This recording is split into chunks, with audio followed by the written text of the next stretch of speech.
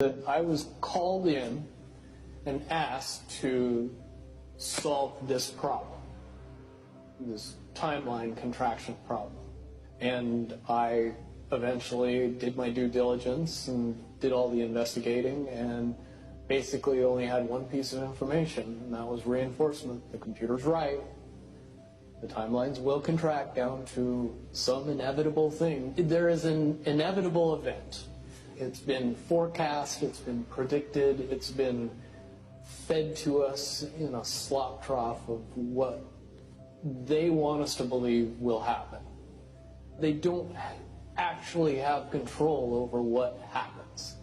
They only have control over the reaction, and it seems that no matter what they try to do to cause their desired reaction, it's going to have an opposite effect.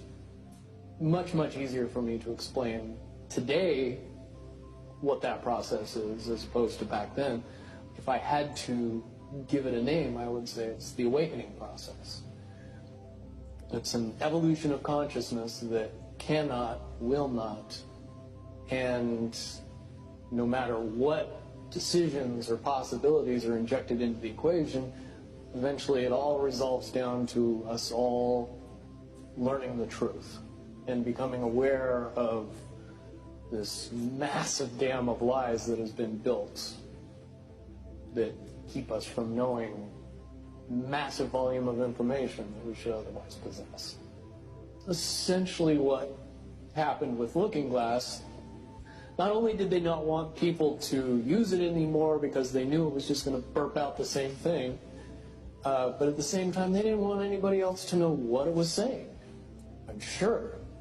Because that information was a monumental concern when I was in the military about how to prevent this inevitability. Now, at first I thought it was end of the world. Now I see end of the world as end of their world. The biggest cherry on top of all this conversation would be a synopsis to say that if I could convince everybody out there that for all intents and purposes, what we believe to be true eventually becomes true. If somebody convinces us that a major disaster is going to happen in the very near future, a major disaster happens in the very near future. If we don't buy into that fear and accept that there is really nothing that we know is going to believe to be true, eventually becomes true. If somebody convinces us that a major disaster is going to happen in the very near future, a major disaster happens in the very near future. If we don't buy into that fear and accept that there is really nothing that we know is going to happen, and accept of whatever happens, that makes the convergence of the timelines happen as naturally as possible. Any attempts to try to go away from this one inevitable conclusion, I again see as a new beginning, an end of this reality, the beginning of something that we can't even possibly understand based on the level of our beliefs currently. But when all that information comes flooding out, there's going to be no denying what's true and what's a lie or what's illusion. Basically what we're experiencing right now is two master chess players sitting at the board.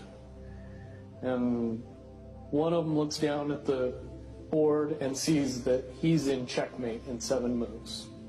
And he looks across at his opponent, and he knows that his opponent sees it too, so there's no getting out of it. So at this point, the loser can only prolong the game. Both players know the game is over. It's only a matter of time before he does this, and then you're forced to do this, and then he's forced to do this, and eventually checkmate. We, as a race, if we could understand that the game is over.